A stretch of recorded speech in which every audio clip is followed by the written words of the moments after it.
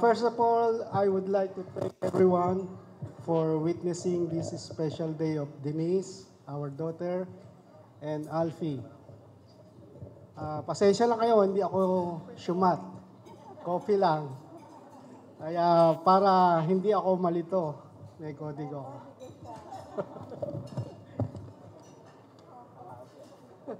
Mahaba.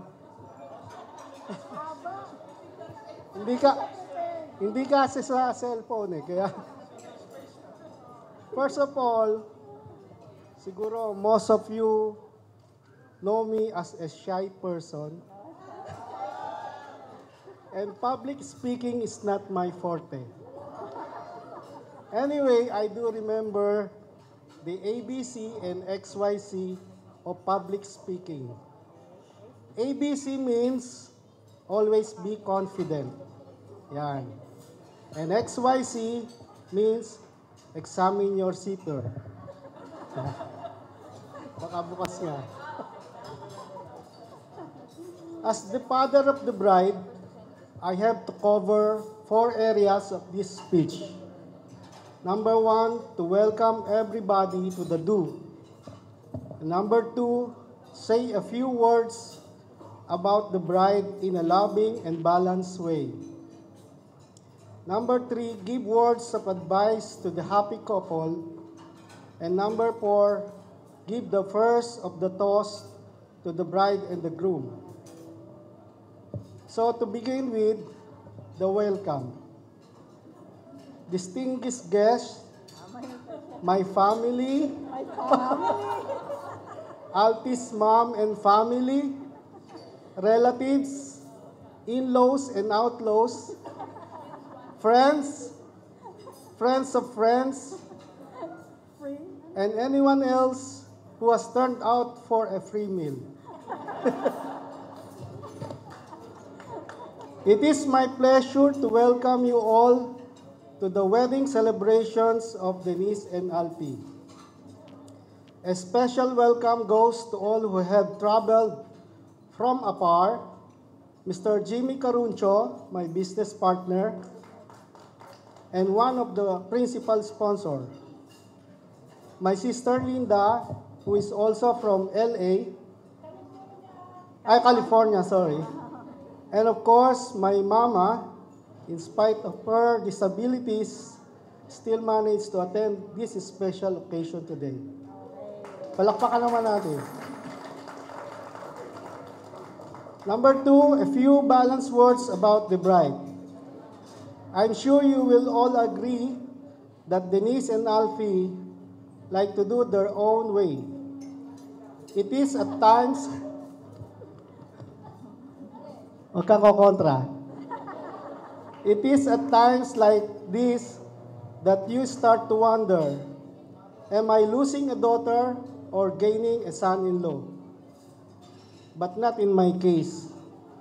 Because Denise will not be far away from us because her new house is just near to ours. So I will gain more, especially with the much anticipated addition to the family named Alfinito.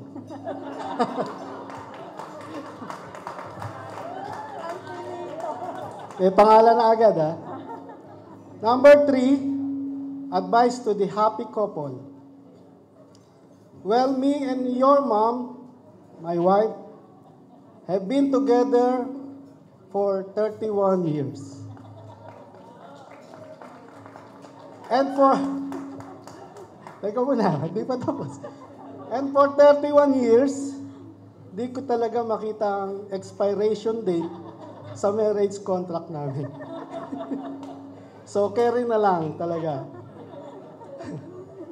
And I haven't got a clue how we did it or what the secret is, but we did it. One thing's for sure, it ain't easy, but we never gave up. So, yan ang naging sikreto namin.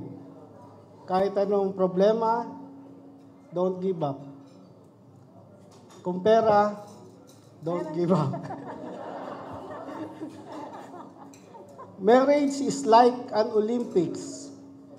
It is a marathon, not a sprint, with plenty of hurdles along the way, but as long as you strive and work as a team, you will achieve the success of truly deserve. And now the last one, the toast. Wala ba ng champagne dyan?